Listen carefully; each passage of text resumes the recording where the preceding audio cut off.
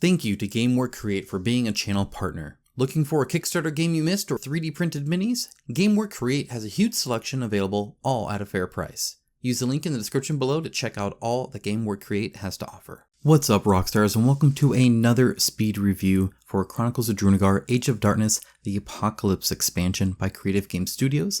It's on GameFound now, running its campaign. You'll find a link down below, and I will tell you what's new and if it's better or worse or just as good as the previous game. Let's go ahead and get to it.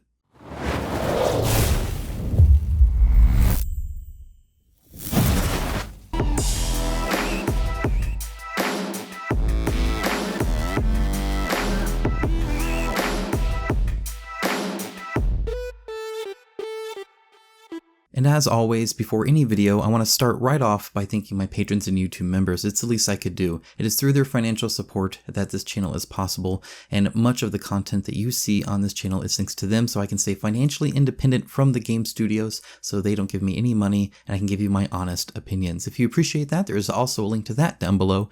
You are free to come and join us there. I do a weekly audio log and a whole bunch of other stuff, exclusive polls, and just have a lot of fun with them, and I try to give back any way I can. But if not, that's fine too. Just a like on the video is perfectly acceptable. And do let me know if you like this speed review. It's the second time I've done it, and I'll continue to try to iterate on it and improve. One of the big things I want to improve is the visual aspect of it, so I'll be working on that. But any ideas you have, I would love to have. And if you have any questions, feel free to ask them as well down below. And as a reminder, if you would like to see my thoughts on the core game itself, where I go into a lot more of the game mechanics, not just the differences, there's a link down below to my speed review of the original Chronicles of Drunagor, so be sure to check that out if you haven't already. And with that, let's get to the review. Starting things out with what's new, they have a change in companions, and I must say I love the companions. They speak up often and have personalities, and they stay with you through multiple scenarios, which is always a lot of fun. You really get attached to them as characters, and in fact, I was sad to see some of them go.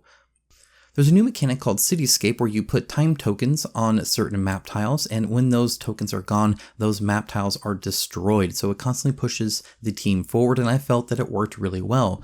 We had to travel up a tower as darkness chased us at one point, and it really made it work well. And it also allows you to use more parts of the map or a bigger map because of it, because you're constantly removing them, so you can reuse those 3D aspects and of course those tiles as needed. It also works better than darkness in pushing you away because it is a fail state. Now, supposedly they will only use it when it makes sense, so just a few times throughout your adventure just to change things up and keep things new and fresh. They also added a new darkness spawning mechanic called Dark Spasms, where you place 2 darkness tiles, but it's the hero's choice and it has to be attached to the strongest hero. This actually sped things up because you get to choose where it goes. There's no question typically about it, and you can also make it go farther away from you as long as it's attached to you somehow, and so that really just sped things along, and I thought was a welcome change. It also adds a little bit of strategy because it's now a player choice. Another thing Apocalypse changes is how the narrative story keeps track of your decisions and really the amount of decisions that it tracks. So now there is status, which is what the core game has, but now there is also deeds and unfolding, and all are great. There's a ton of variety in the story throughout and at the end. This isn't picking the color of your explosion Mass Effect style. It has lasting effects. So the status is a short term, deed is for a whole campaign arc, and unfolding is permanent. They've also introduced locked doors, which typically only unlock after you interact with a point of interest, which is nice. It forces you to do so and allows them to keep the story tight and really thematic. One thing I would like to change about these doors is a picture of a bridge if it's a bridge and not a door. This would typically be outside in open areas like in towns and stuff like that. They've also upgraded the level up system to have skill upgrade tiles that overlay your existing skills. I wasn't able to use this in game, but I was able to look them over, and they can sometimes double the effect, so they are very strong. Another nice thing to note is as you play the game, you tend to stop using the earlier abilities because they're weaker, and so by actually making those stronger, you find that you are now using your older ones more, which I think is a great thing.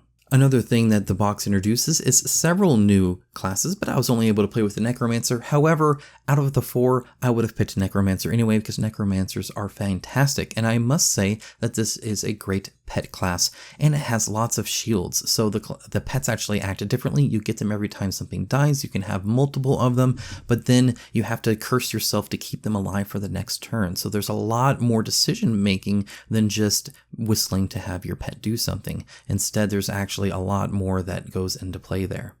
Now moving on to just generalized things from the game, I must say that I had to rewire my brain for full RPG. For instance, I came across some armor, but I can't just take the chest piece off of it because I'm an idiot. Because if you do that, you're going to make it really loud and it's going to hit all the helmet above it and the necklace that's on it, and the gloves are going to fall off of the little stand, and you're just dumb. Don't do that like I did. The whole point is that I'm not used to thinking about having to do that. It's just an option, and I thought, well, that's the most expensive piece, so I'll take it. This is definitely focused on the RPG side of things, and it really feels like you're playing with the GM. Like if you read the Game Master's book and it tells you, hey, if this happens and you need to do this or do that and gives you ideas, this has it all in there. On the negative side of things, some maps still get extremely large, and after shifting it around enough, I just end up removing the old tiles to save space. Now that's not a Cityscape thing, that's just me running out of table space. It can get very long or very tall, and you tend not to know where it is before. One suggestion I have for fixing this is to do kind of like what Bardsung does. So in Bardsung you have a dynamic area that you're exploring, but it's bound by this certain area, so you know that it's only going to go this much left and this much up.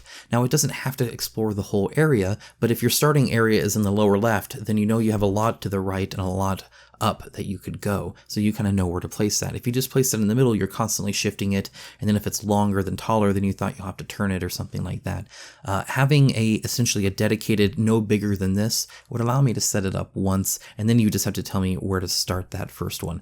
I'll still be surprised about what comes, but I also won't get frustrated when I have to change it. Now, setup is also worse in this iteration thanks to yet another box to get out. At this time, I had to get the core game out, the Apocalypse box, the Spoils of War, and the first monster pack out if I wanted the variety, and having to take items from all of them as needed. Now, I hear stretch goals will fix a lot of this, and I look forward to that. However, I'm not reviewing the stretch goals right now, I'm reviewing the prototype, and that's where it is right now, but I think they are aware of that issue. Additionally, I have to note that on this one, I felt like the higher player counts, a single mission was more than enough. So I wanted to go more for the story, but time-wise, we were already several hours in, and the problem is saving between camps is hard. So in this one, you don't always camp at the end. Instead, there are several missions in a row. Now, they give you advice on how to save things, but I would much prefer to have an actual storage solution for this, kind of like Awakened Realms has done with a few of their campaign games in the past, where you can have a slot where all your cards go. I think that would be wonderful.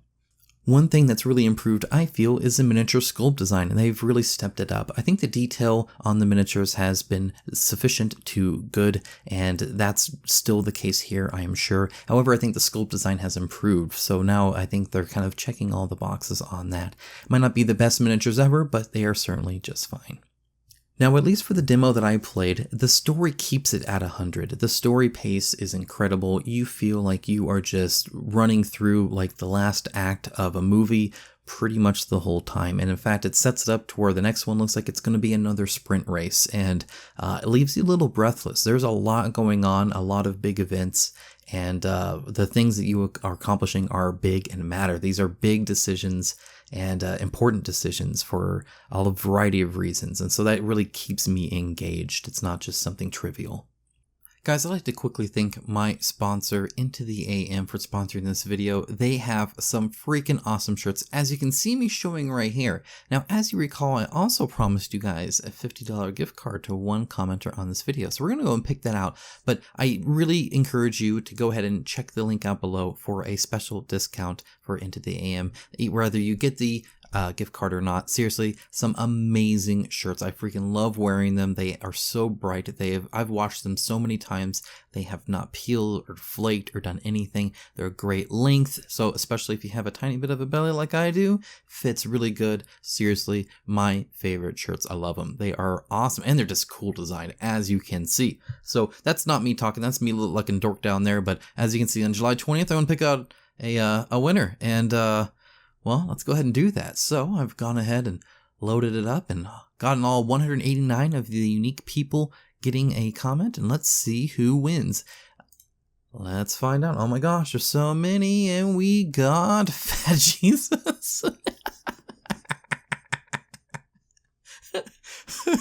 Oh man, what a winner in this guy. Okay, those shirts look amazing. So it's great that it's even a shirt comment. That's good. It's not some comment, you know, calling me stupid or something, which those tend to come up. So If you are Fat Jesus, you need to email me. I'll go ahead and put my email on the screen right now, so you can go ahead and do that. Go ahead and get in touch with me.